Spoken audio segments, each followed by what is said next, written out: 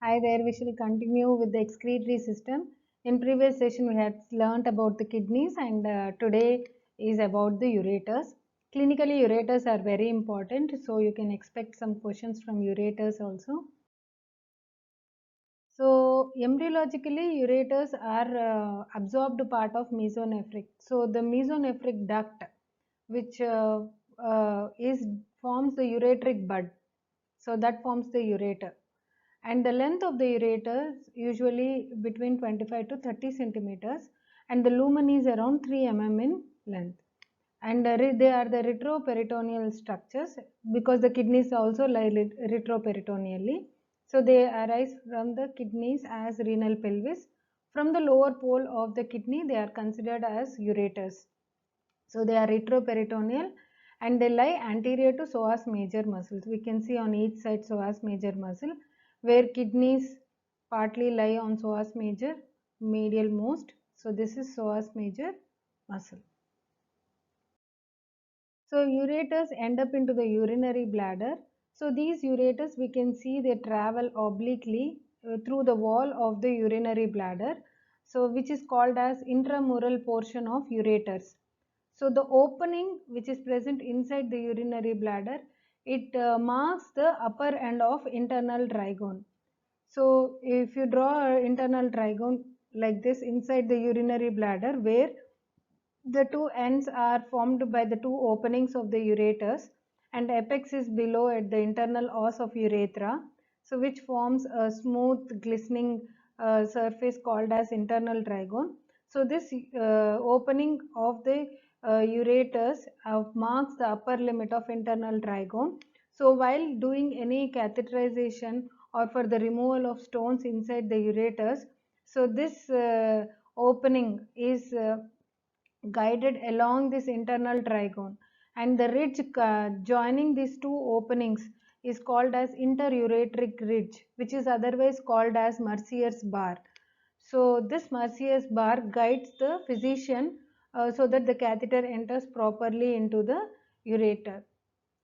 And ureter is valveless, so the intramural portion of the ureter which is present within the wall of the urinary bladder, as it is oblique in position, it acts like a valve, check valve, where it is called as uretero-vesical valve. Vesicle means urinary bladder, so it is the junction between the ureter and the urinary bladder, which is called uretero-vesical valve of Samson, and which prevents the reflux of urine back into the ureter. So anterior relations of right and left ureters are different. This is the right kidney. So anteriorly the upper part of ureter, we know it is called renal pelvis. So it is related to the duodenum and they are crossed by the right colic vessels, then right gonadal vessels, right gonadal artery, and it is crossed by ileocolic vessels. So right colic, ileocolic, they are the branches of mesenteric arteries, superior mesenteric artery, and also they crossed by the right root of mesentery on the right side. Whereas the left side, it is again related to left gonadal vessels, then it is related to the sigmoidal vessels, which supply the sigmoid colon, and the left colic vessels which are the branches of inferior mesenteric artery, and also it is crossed by the root of sigmoid mesocolon. We can see the sigmoid mesocolon peritoneal root also crosses the left ureter in front. So medially the right ureter is related to inferior vena cava. Medially here it is related to the inferior vena cava.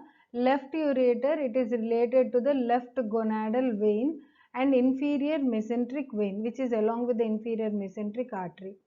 So posterior relations, both the ureters run anterior to the psoas major. Just now I have shown you psoas major posteriorly. So it runs over the posterior abdominal wall where it is formed by the psoas major on the medial side. So anterior to the psoas major and bifurcation of common iliac artery. So this is posterior relations are common between both right and left ureters. Only the anterior relations vary. So here we can see the anterior relations. On the right side, you have seen the second part of duodenum, then right colic vessels, ileocolic vessels, right gonadal vessels, root of mesentery. Left ureter is crossed by left colic vessels, sigmoid vessels, left gonadal vessels, and also sigmoid mesocolon.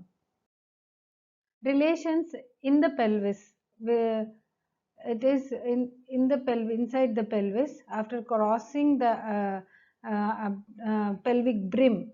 So that till now I was telling about the abdominal relations present in the abdomen. So once it crosses the pelvic brim, it enters the lesser pelvis or true pelvis. So in the pelvis, we can see here, in males and females the relations are different because we have got different gonadal structures. So in males, the ureters pass posterior to the ductus deferens. This is very important thing to be noted down. So you can see this is the posterior side of the pelvis, this is rectum, this is urinary bladder, this is pubis anteriorly. And here we can see abdominal aorta, inferior vena cava dividing into common iliac arteries, and we can see the tributaries as common iliac veins. And here we can see the ureters crossing the common iliac artery, and just before entering into the wall of the urinary bladder, we can see they are crossed by the vas deferens or ductus deferens, and which get enlarged here to form seminal vesicles, which are the glands associated with the ductus deferens. Okay, that is the thing. And in females, the ureters pass posterior and inferior to the uterine artery. So you can see the uterine artery on each side. This is the uterus. So it runs posterior and inferior to the uterine artery, lies in the transverse cervical ligament, which is also called as Meckenroth's ligament, which supports the uterus on the lateral side, which is a ligament of uterus. So here it lies within the transverse cervical ligament or transverse Meckenroth's ligament or cardinal ligament, and lie 1 to 2 centimeters lateral to the cervix of the uterus. It usually lies 1 to 2 centimeters lateral to the cervix of the uterus. And during gynecological operations, that is during hysterectomy, the ureters may be injured because they are along with the uterine arteries and on each side of the cervix. So the most common site of injury is at the pelvic brim, where it crosses the pelvic inlet, where the ureter is close to the ovarian blood vessels, and where the uterine artery crosses the ureter along the side of the cervix. So this is the major difference between female relationships and male relationships. So let's see the normal constrictions of ureters. The lumen of the ureter, though we say it is 3 mm, it is constricted at certain areas. So these are the potential sites for the obstruction of renal caliculi. So ureter may be obstructed by the renal caliculi of kidney stones, where it joins at the renal pelvis. So here at its origin, where the renal pelvis joins with the ureter near the lower pole of the kidney.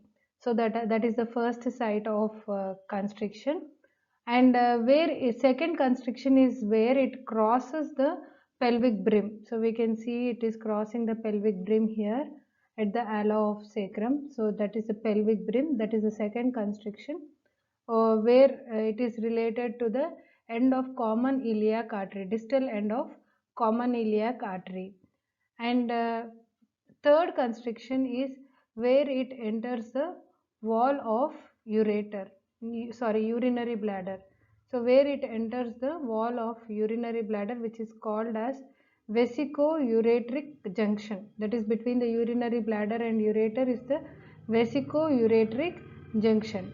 So these are the three constrictions, and they can be responsible for arresting the passage of stones, which are less than 2 to 3 mm in size.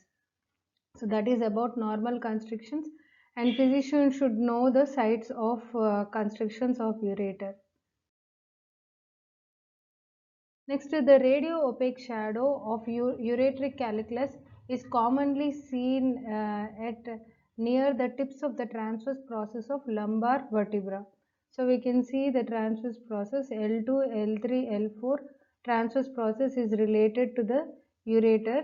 So the tips of the transverse process of lumbar vertebra in radio-opaque we can identify the ureteric stones. And also ureteric stones may be seen at the sacroiliac joint, in a sacroiliac joint and overlying the sacroiliac joint, and also overlying slightly medial to the ischial spine. Here is the ischial spine, so medial to the ischial spine. So these are the sites of location of ureteric stones when you see under a radio opaque shadow. Intravenous pyelogram to show the relationship of the ureters and the landmark. So here is the intravenous pyelogram taken to show the landmarks. So let's see the vascular supply of these ureters. So the first here, the origin near the origin of the ureter, here the renal pelvis, it is supplied by the renal artery. So renal artery, gonadal arteries, in males testicular, in females ovarian arteries supply the middle part of the ureter, and also the branches from common iliac and internal iliac arteries. So internal iliac is here, common iliac also supplies. One thing we have to note here, external iliac doesn't give rise to any branches to the ureter. So external iliac doesn't take part in blood supply of ureters. Then vesicular branches, which are the branches of internal iliac artery. Vesicular, there are two vesicular branches, superior and inferior vesicular branches, which supply the ureters, and also the vesicle, that is urinary bladder, and middle rectal artery, uterine arteries. So this is the arterial supply. Then venous drainage of the ureter with the same names as arteries. So we can say renal veins, here they drain into gonadal veins, and in the lower segment into common iliac veins and internal iliac veins. So as the artery name, same name as the vein. Then coming to the lymphatic drainage, the lymph drains into lateral aortic lymph nodes or para-aortic lymph nodes. Nerve supply to the ureter, it is supplied by both sympathetic and parasympathetic. Sympathetic is derived from T10 to L2 segments, and parasympathetic is from S2 to S4 segments, spinal segments, which reach the ureter by the branches of renal plexus and aortic plexus, and also by superior and inferior hypogastric plexus. So that is about the nerve supply of ureters. Referred pain, excessive distension of ureter or spasm of its muscle may be caused by a stone or like calicus, or it may be provoked by severe pain due to some constriction or spasm, causes ureterocolic, which is commonly mistaken as renal colic. So that is ureteric colic is different from renal colic. So it is often confused because of the same site of pain. The spasmodic pain is referred to the cutaneous areas.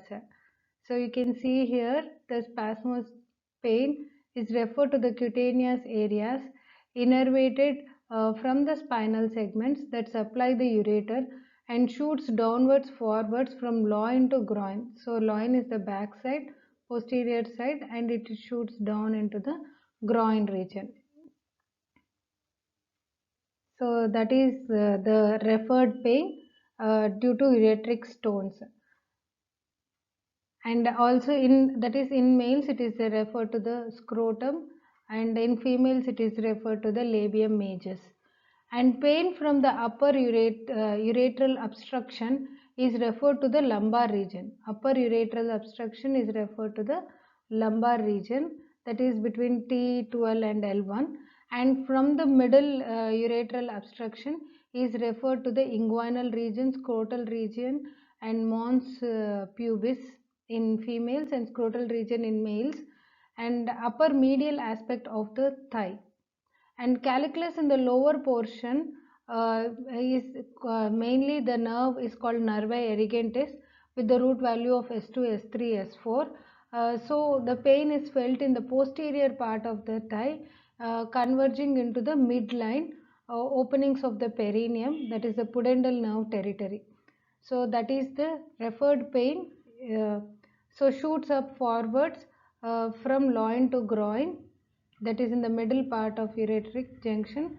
Upper end ureteral obstruction, lumbar region, T12 to L1 is the root value, and middle ureteral obstruction, inguinal, scrotal, mons pubis, upper medial aspect, and the thigh, medial aspect of the thigh with genitofemoral nerve supply with L1, L2, cremaster in males, and with the same innervation may reflexly retract the testis, and lower portion of the ureter sent via nervi erigentis S2, S3, S4 and felt on the posterior thigh converging onto the midline openings of the perineum near the pudendal nerve territory.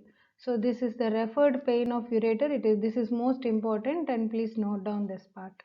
So that was about the anatomy of ureter, and let's see some questions.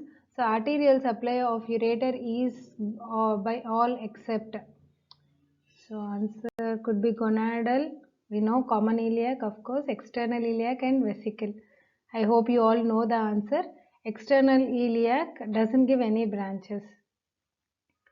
So ureters may be numerous arteries and supplying by gonadal, renal artery, common iliac, vesicular branches from internal iliac artery, all those except external iliac. So one more question regarding ureter. Ureteric constrictions are all at all sites except. So answers, let's see. Pelvi-ureteric junction, of course it is there. The pelvis continues, renal pelvis continues to form ureter, that is called pelvi-ureteric junction. Lesser pelvis, ischial spine and urinary bladder are given. So I hope the answer could be the lesser pelvis, because it is a vague option and it does not specify a precise location. Actually, ureter, if you see, it has got 5 constrictions. The first constriction is pelvi-ureteric junction, that is related to the transverse process of lumbar vertebra radiologically, and pelvic brim, where it is related to sacroiliac joint, overlying the sacroiliac joint radiologically. And the third is the crossing of vas deferens in males. In females, broad ligament, it is inside the broad ligament. So that is the juxtaposition of vas deferens or broad ligament. That is the third constriction. Then vesico-urethral junction, which is associated with the wall of the urinary bladder. So totally that is within the just before entering into the wall of the urinary bladder, and the last constriction is at the opening of the internal trigone of urinary bladder. So totally 5 constrictions. Some consider as 4 constrictions. So pelvi-ureteric junction at the pelvic brim. Third constriction is crossing of vas deferens or broad ligament, and fourth is the uretero-vesical junction, that is the junction between the ureter and the urinary bladder, and radiologically it is related to ischial spine. So lesser pelvis is the answer here. So this completes the anatomy of ureters. Thank you.